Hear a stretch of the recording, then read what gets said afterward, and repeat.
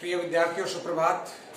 आज हम कक्षा 12 हिंदी साहित्य के अंतर्गत पाठ्यक्रम में संकलित पाठ कुरुक्षेत्र, जिसके तृतीय सर्ग से लिया गया है, पढ़ने जा रहे हैं। इस कुरुक्षेत्र रचना के प्रमुख कवि रामधारी सिंह दिनकर, जो आप पढ़ेंगे आज।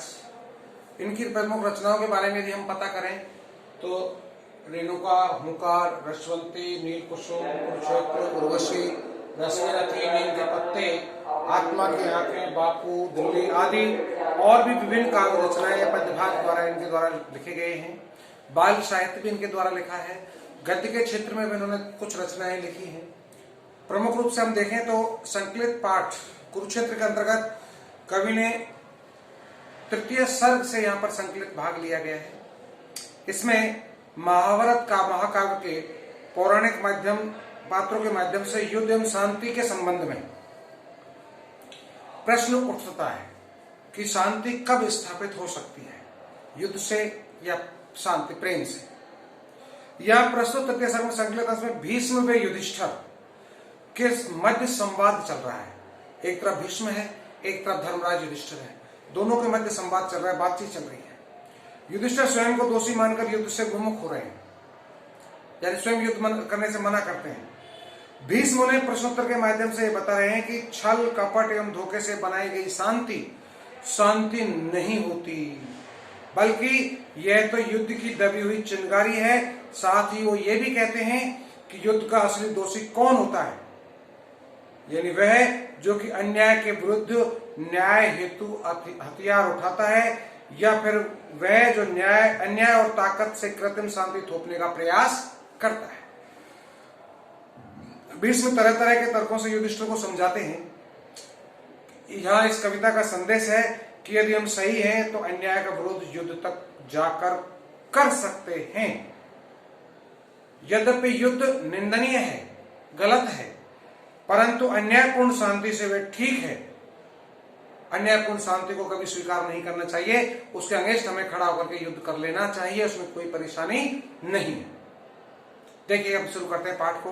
किस तरह से कुरुक्षेत्र, किस तरह भीष्म धर्मराज युधिष्ठिर को समझा रहे हैं, बता रहे हैं। शुरुआत करते हैं इस पाठ को कि समर नित्य है धर्मराज, कि हे धर्मराज, युद्ध करना निंदनीय है, अनुचित है, गलत है।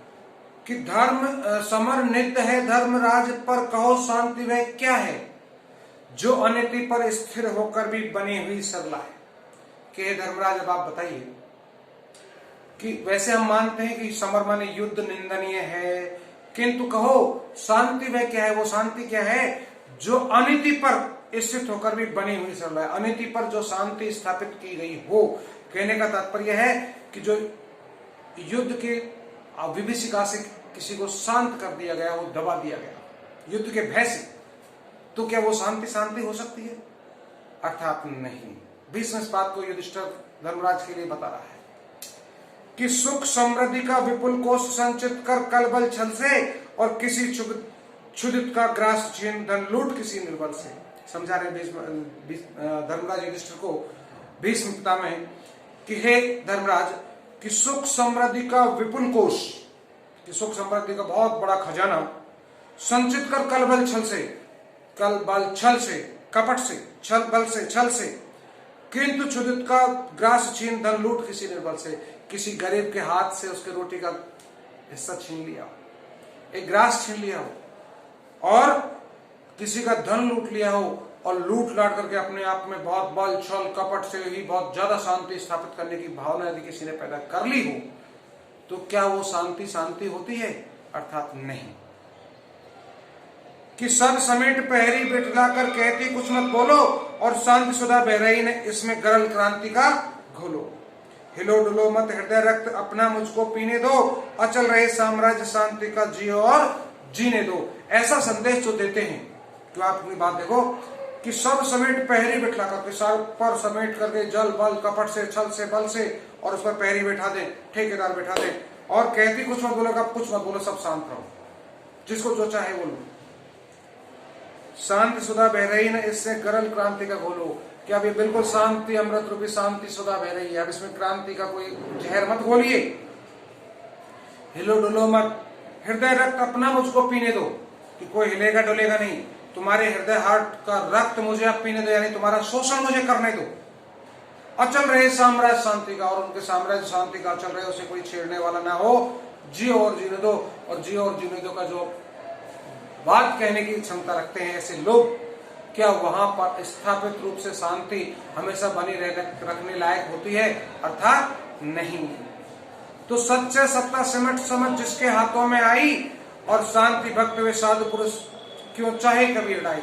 ऐसी लड़ाई जैसी सत्ता शांति स्थापित यदि किसी के हाथ में आ जाए, तो आप स्वयं सोच सकते हो कि क्या वो शांति स्थापित कर सकते हैं।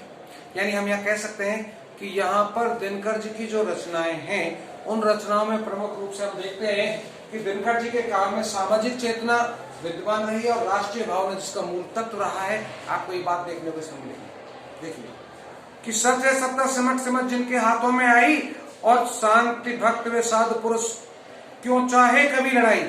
जिनके हाथ में सत्ता आ गई इस तरह से, वो कभी भी लड़ाई को नहीं चाहते। तो आप देख सकते हो क्या स्थिति वहां पर होती है कि शोक का सम्यक रूप विभाजन, जहां नीति से नय से संभव नहीं अशांति दबी हो, जहां खड़क के भय से, कि जहाँ तलवार के भय से जहाँ शांति स्थापित की गई हो, वहां कभी भी वो दबी हुई नहीं रह सकती, कभी न कभी वो जागर होती रहती है। इसलिए हमें वहां पर शांति स्थापित रहने की संभावना बहुत कम होती है।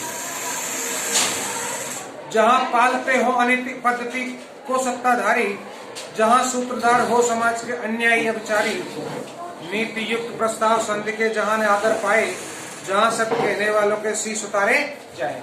जहां पर ऐसी शांति स्थापित की गई है, आइए सर, जहां पर सुख का सम्यक रूप विभाजन, सुख को समान रूप से विभाजन नहीं किया गया हो, जहां नीति से नय से नियम से संभव नहीं अशांति तभी हो, जहां खड़क के वैसे, यानी वहां आवश्यक नहीं है तलवार के व्यापार से कभी शांति को स्थापित किया जा सकता हो, ये संभव नहीं हो सकता। अर्थात जहां पलते हो अनीति पद्धति को सत्ताधारी, यानी सत्ता पर बैठने वाले लोग जहां पर अपनी पद्धति को अनीति के न्याय को डालते हो, वहां पर कभी भी सत्ता स्थापित उनकी नहीं रह सकती। जहां सूत्रधार हो समाज के अन्यायी विचारी, और समाज के जो सूत्रधार यानी समाज का संचालन करने वाले जो लोग होते हैं वो अन्यायी हो, बुरे विचारों को धारण करने वाले हो, वहां पर नीति युक्त प्रस्ताव संधि के जहां ने आदर पाए, शांति स्थापित करने के लिए जो नीति युक्त विचार जहां बनाए जाएंगे वो कभी अपना आदर या सम्मान प्राप्त नहीं कर सकते। अर्थात वहां पर कभी भी नीति युक्त बात सामने नहीं आ सकती। और जहां सत्य कहने वालों के शीश उतारे जाए, जहां सत्य कहने वालों के यदि गर्दन उतार दी जाए यानी उनका विरोध कर दिया जाए, वहां पर कभी भी शांति स्थापित नहीं हो सकती।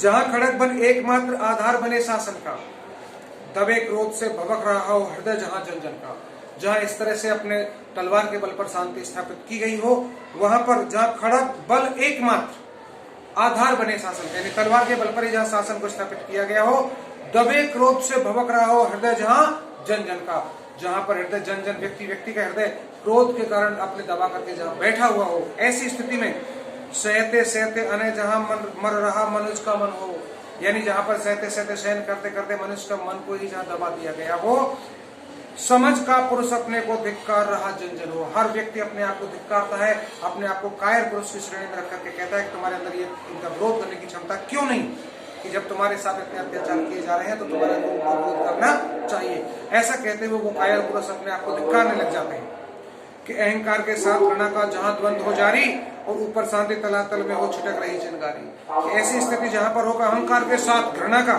जहां द्वंद हो जारी, यानी एक तरफ अहंकार और एक तरफ घृणा, दोनों चीज वहां पर देखने को मिलती हो, और ऊपर से दिखावे पर शांति नजर आती हो, कि ऊपर शांति तलातल में हो छिटक रही चिनगारी, आगामी विस्फोट काल के मुख पर दमक रहा हो, आगे आने वाले समय पर और बहुत बड़ा विस्फोट उनके सामने होने वाला हो, यानी उनके साथ बहुत बड़े अन्याय की घटना कहानी और आने वाली हो। ऐसी स्थिति में अब वो क्या करें कि मुख पर दमक रहा हो और इंगित में अंगार विवश भावों में चमक रहा हो, देखने में वहां पर अंगार दिखाई दे रहे हो, अशांति दिखाई दे रहे हो, उनके भावों से ही पता चल रहा हो।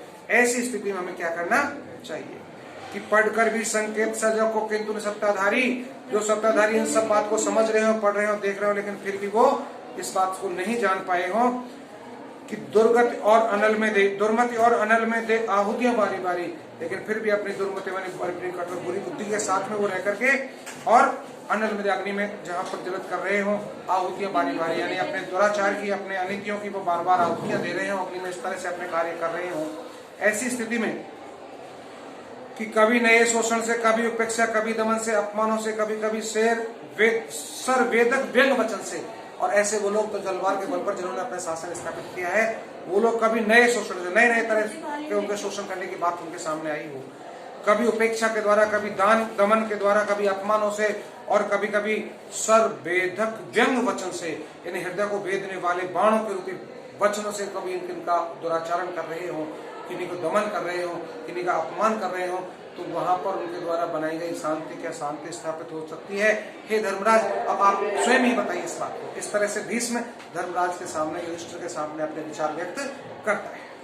आगे देखिए कि दबे हुए आवेग वहां यदि उबल किसी दिन फूटे, संयम छोड़ काल बन मानव अन्यायी पर टूटे। कहो कौन दायी होगा उस दारुण जगत दहन का, अहंकार या घृणा कौन दोषी होगा उस रण का। कवि दिनकर जी बताते हैं भीष्म के माध्यम से कि हे धर्मराज युधिष्ठिर, अब आप ही बताइए कि दबे हुए आवेग वहां यदि उबल किसी दिन फूटे, इस तरह से दबाई हुई जनता का आवेग किस दिन एकदम से उबाल आकर के फूट गया, तो संयम छोड़ काल बन मानव अन्याय पर टूटे, कि जब उस दिन मानव अपने संयम को, अपने आधार को छोड़ करके उन अन्यायियों के ऊपर टूट पड़ेगा तो कितना कहर बरपेगा। इस बात को सोचिए कि कहो कौन दायी होगा, तो आप बताइए उस समय उससे युद्ध का उत्तरदायी कौन होगा? उस दारुण जगत दहन का अहंकार या घृणा कौन दोषी होगा उस रण का, यानी जो भयंकर संसार को जलाने वाला जो युद्ध होगा उसका उत्तरदायी कौन हो सकता है? यानी अहंकार या घृणा, अर्थात अहंकार होगी या घृणा होगी, कौन दोषी होगा उस रण का, और उस युद्ध का दोषी कौन होगा? इस बात को आप बताइए कि तुम विषण्ण हो समझ, तो कि तुम इस बात से दुखी होकर के इस बात को समझिए कि हुआ जगदहा तुम्हारे कर से, सोचो तो क्या अग्नि समर की बरसी थी अंबर से। मान लीजिए कि हुआ जगत दहा तुम्हारे कर से, तुम्हारे हाथों से ऐसा यदि हुआ, सोचो तो बताइए हे धर्मराज, क्या अग्नि समर की बरसी थी अंबर से? क्या यह युद्ध की अग्नि कोई आसमान से थोड़ी ना बरसी है? अर्थात नहीं। अर्थात तुम्हें भी किसी दिन इस चीज के सामने जब करना पड़ेगा तो तुम्हारी हालत क्या होगी, यानी युद्ध की विभीषिका जो सामने आएगी उसके परिणाम तुम स्वयं पर आएंगे, तो तुम आप क्या कहोगे?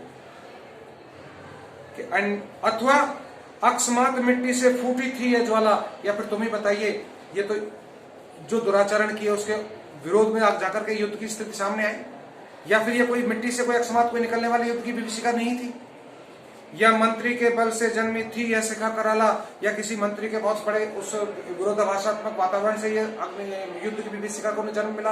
अर्थात नहीं, अपितु उन अत्याचारियों अन्यायचारियों को कारण ही ये युद्ध की स्थिति हमारे यहाँ पर पैदा हुई है। कि कुरुक्षेत्र के पूर्व नहीं क्या समर लगा था चलने, प्रतिहिंसा का दीप भयानक हृदय हृदय में बलने, शांति खोलकर खड़क क्रांति का जब अर्जन करती है, तभी जान लो किसी समर का वह सर्जन करती है। भीष्म बता रहा है कि हे धर्मराज युधिष्ठिर, आप समझ लीजिए कि कुरुक्षेत्र में पूर्व नहीं था क्या समर चला था चलने के। कुरुक्षेत्र जो युद्ध हो रहा है इससे पहले क्या कोई युद्ध नहीं हुए? अर्थात हुए, यानी तब भी युद्ध होते रहे, पर प्रतिहिंसा का दीप भयानक, जब प्रतिहिंसा यानी बदले की भावना का दीपक जब भयानक रूप से जलने लगता है, तो हृदय हृदय में बदले, हृदय हृदय में यानी आदमी के हृदय में जब बदले की भावना पैदा हो जाती है, तो शांति खोलकर खड़ग क्रांति का, तो जो शांति उनके द्वारा स्थापित हुई थी वो अपने क्रांति की खड़ग माने तलवार को निकाल करके जब वर्जन करती है, जब अपना निर्माण करती है, तभी जान लो उस समय हे भीष्म कहता है हे धर्मराज युधिष्ठिर, आप समझ लीजिए कि तभी जाकर के किसी समर का वह सर्जन करती है, तो खुलने वाली वो तलवार तभी किसी न किसी युद्ध का निर्माण करती है, और तभी जाकर के कोई युद्ध शुरू होता है। तो इस तरह से आपने आधा भाग इसका यहाँ पर देखा, इसका शेष भाग हम अगले वीडियो में बताएंगे। तब तक के लिए धन्यवाद।